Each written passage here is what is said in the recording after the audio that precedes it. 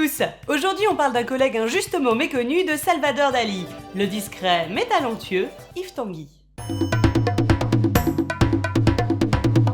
L'artiste français Yves Tanguy n'est pas peintre de formation. Il l'est devenu après être tombé fou amoureux des œuvres de Giorgio de Chirico et des peintres appartenant au mouvement surréaliste. Il finit d'ailleurs par rencontrer plusieurs acteurs du surréalisme qui l'initient à différentes pratiques, comme par exemple le cadavre exquis. C'est un jeu qui consiste à écrire des phrases collectivement, sans savoir ce que les autres joueurs ont écrit avant soi. Il découvre également l'écriture automatique si chère aux surréalistes. Le procédé est simple, écrire tout ce qui leur passe par la tête, mais pas n'importe quand. De préférence après avoir consommé de grandes quantités d'alcool ou d'autres substances délirantes, ou après un réveil brutal en pleine phase de sommeil paradoxal. Sans doute Yves Tanguy a-t-il été très inspiré par l'exercice car, par la suite, sa peinture est placée sous l'égide de l'automatisme. Il détourne des taches de couleur posées plus ou moins aléatoirement sur sa toile afin d'en créer les motifs.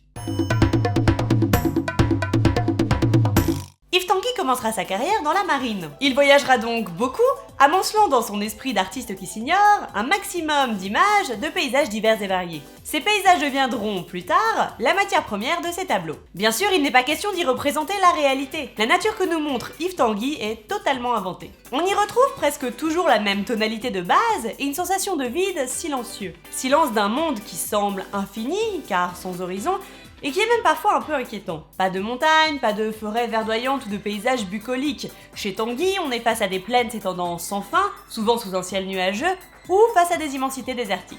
Il les appelle ses paysages intérieurs et il les peindra toute sa vie, se contentant d'agrandir le format.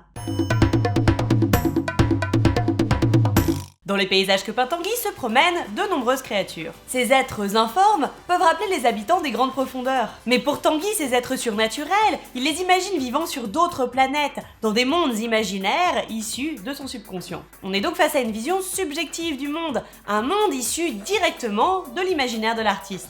Un monde qu'il dit alogique, mais organisé. Un monde fantastique où ces étranges créatures projettent sur le sol des ombres alors même qu'il n'y a pas de soleil. À la fin de sa vie, il réalise un tableau où ces créatures prolifèrent jusqu'à envahir l'espace. Cette multitude provoque chez le spectateur une sorte d'angoisse. Angoisse qui serait en fait le reflet de celle d'Yves Tanguy lui-même. Comme si, dans son dernier tableau avant sa mort, il avait voulu réunir tous ces démons qui peuplent ses toiles depuis le début.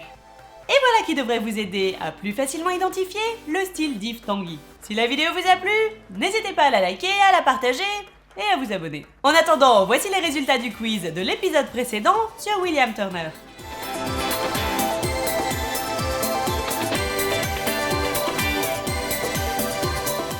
Vous êtes prêts à voir plein de petites créatures étranges? Parce que c'est l'heure du quiz sur Yves Tanguy. Essayez d'identifier laquelle de ces toiles il a peinte.